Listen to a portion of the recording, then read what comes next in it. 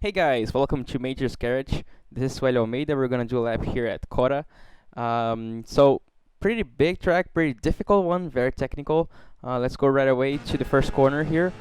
Um, the first thing that I want to notice is the track is going up when we start braking, so we can brake actually very hard here because there's a lot of speed, there's a lot of downforce, and also there's a lot of mechanical grip because as the track goes up, the car pushes against the track, and there's a lot of traction here, so we can really brake very hard.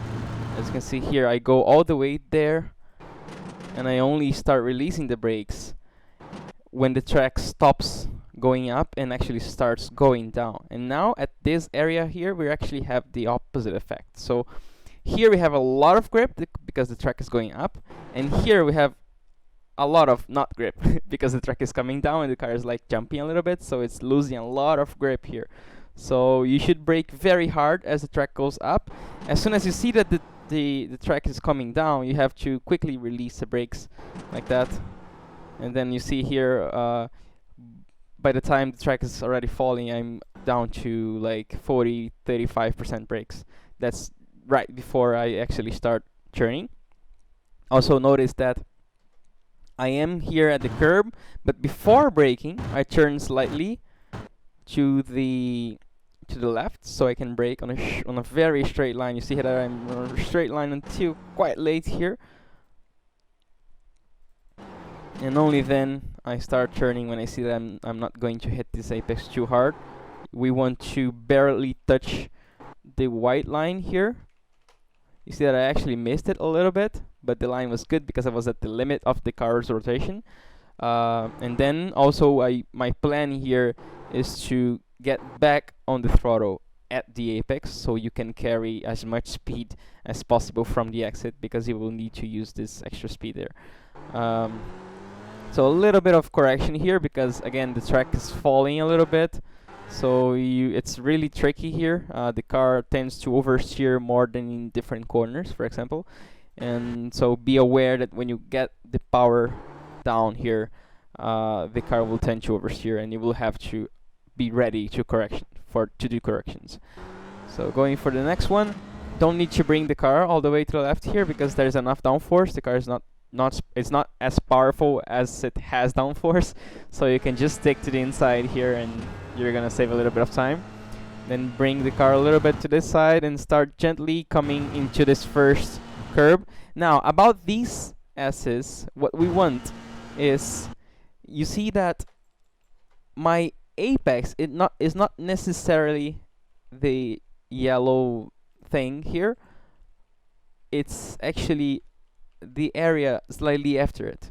So I'm pointing my car to be facing the inside of the curb as I'm going through the yellow part. I'm not parallel to it like this, I am facing this way. As you can see here, I want to have this kind of line in every apex here. So this is the first one. You see how I'm actually trying to cross it to the left, and then this one I'm going to try to cross it to the right.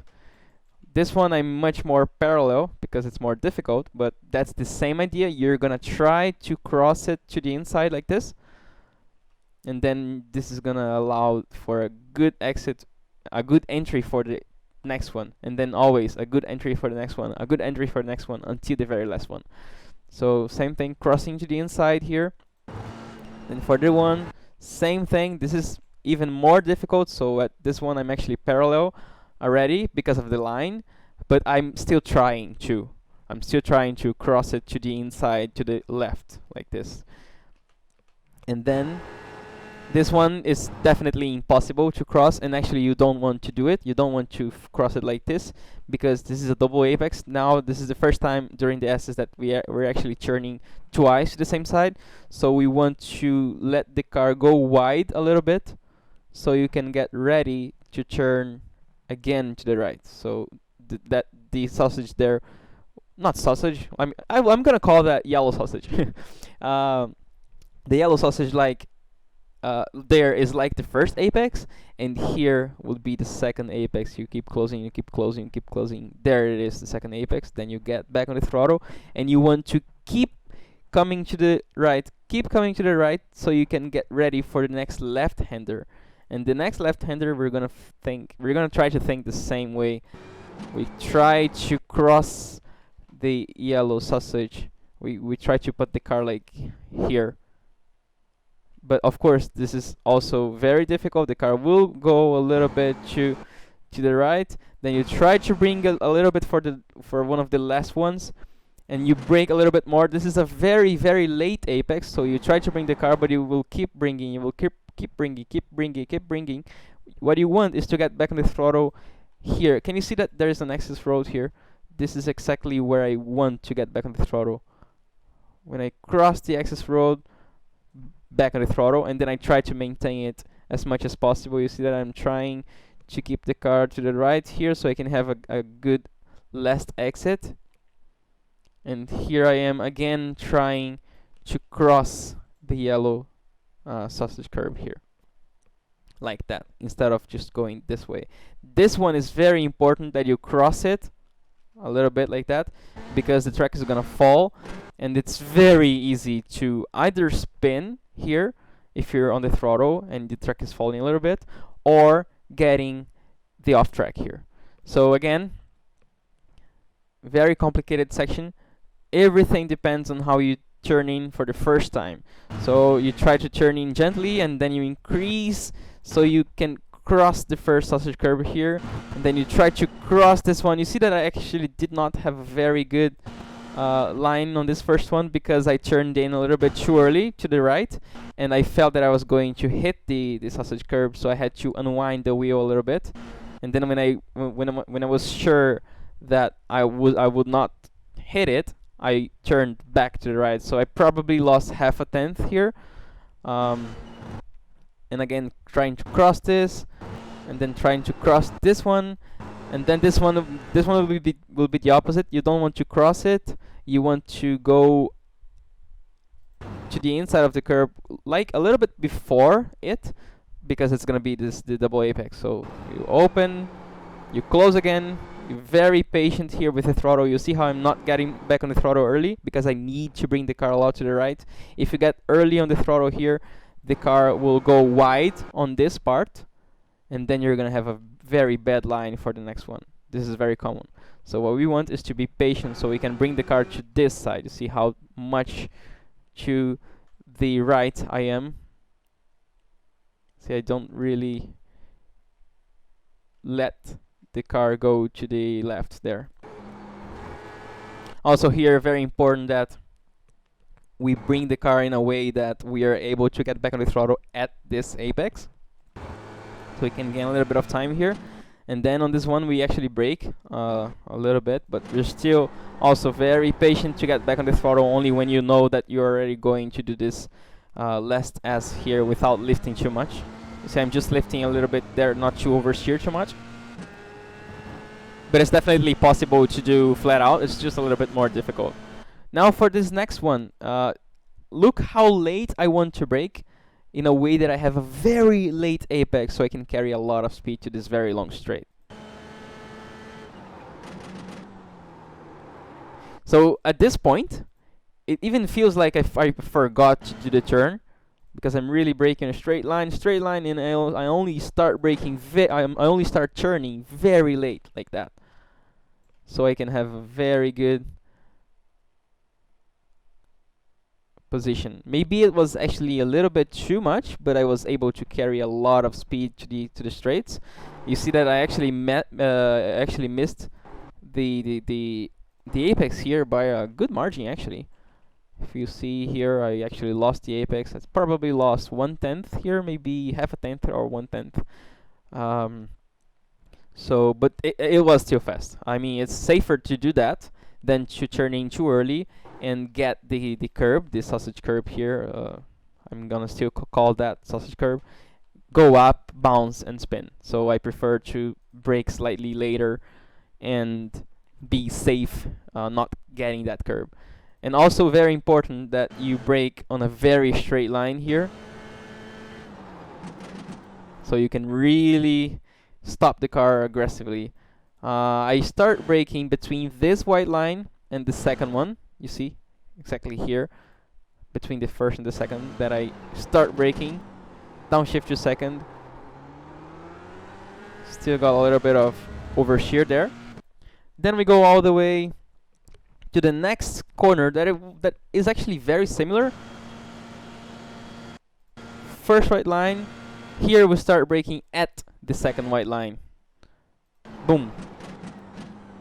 This one I actually turned in a little bit earlier than the second one, but it's similar.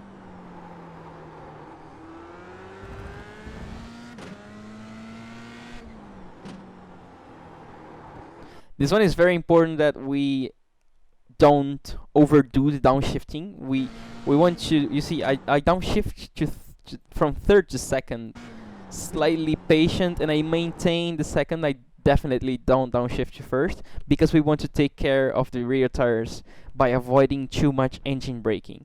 Because this corner is very easy to snap oversteer when you get back on the throttle there, exactly here. Even especially running over the curb like that, the car was jumping a little bit.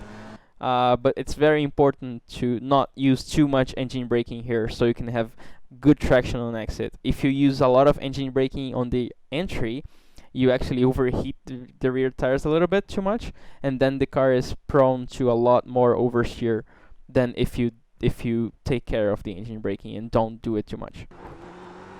Then very important to maintain the car here. This one, don't be affected, don't be tempted to get this first apex. It's a lie. We don't want to get this first apex. We want to get this one that I also missed, but I was able to carry a lot of speed because I was thinking about carrying a lot of speed here and getting a nice and safe braking. Very patient also. So yeah, don't be tempted to get this first apex. You can even bring some people actually bring even more the car to the right here, so they can really launch the car. But it's many lines are possible here. It's just important that you're not locking the front tires. It's very easy to lock the front tires here.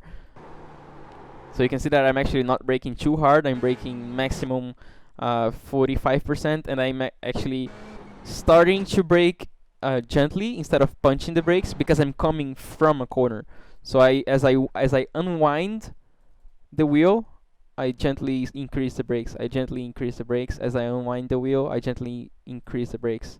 And then this is the maximum. I'm still turning a little bit and not too much brakes. And then when I start turning more, I have to definitely release the brakes again. I turn more, I release more the brakes. I turn more, I release more the brakes. I start coasting. I wait. I'm trying to give enough grip to the fronts, and at the apex I want to get back on the throttle and already unwind the wheel. The rear actually finishes the corner a little bit here. As soon as you get back on the throttle, the car tends to over rotate a little bit. So boom, see a little bit of correction there. This one is flat out. It's just important that we hit this part now here. This is where we want the car to be almost getting an off track here. Because if we hit this part, the rest is gonna be quite easy. You see how I can just go flat out with no problem. There's no need to bring the car to the left here. There is enough downforce so you can stay on the right, unless you miss that entry and then the car asks you to go to the left. This is gonna be okay. Then here for this first part, I want to bring the car slightly early. I want to be parallel to the white line, and with a little bit of the right tire over the green part before I'm actually starting to brake. I don't want to brake with my car facing this way, like that. I want it to be facing already this way, parallel, so you can have a better line for the next one. So brake, downshift to fourth, turn in. You can get more this curb is definitely not too high here. It's not making you spin. Also, I lost it, but I was able to carry a lot of speed because I was at the limit of the grip here. And I was also able to get back on the throttle at the apex, so I was able to carry more speed and no off tracks here, of course. This one, same thing. I actually did not need to bring the car to the left before bringing to the right. I just noticed that. I think if you go straight like here, you won't get enough track. But it's worth trying to see how much you can do that. But yeah, anyways, I tried to bring the car here to the side. Again, I want to be parallel to the white line when before I start braking, so I can have a good straight line and I have a good entry. So I downshift here to third, turn very patiently, and because this exit has it goes up a little bit, but then on the exit the track falls down, it's very easy to oversteer again because there's less mechanical grip. So I actually release my brakes quite aggressively and I'm coasting a little bit. You see, just almost nothing, but I'm actually coasting, and I want to cross this yellow curb here and get a little bit of this line already turning a lot enough to the left before I get back on the throttle, so I don't need to over rotate the car after I am already back on the throttle. If you fail to rotate on entry and then you want to compensate that rotation when you're already getting back on the throttle, it's very easy to spin here. So be sure that you're really turning well on entry, so when you get back on the power, the car doesn't need to do a lot of rotation. So yeah, I think that's it. Hope you guys enjoyed, and see you next week. Bye bye.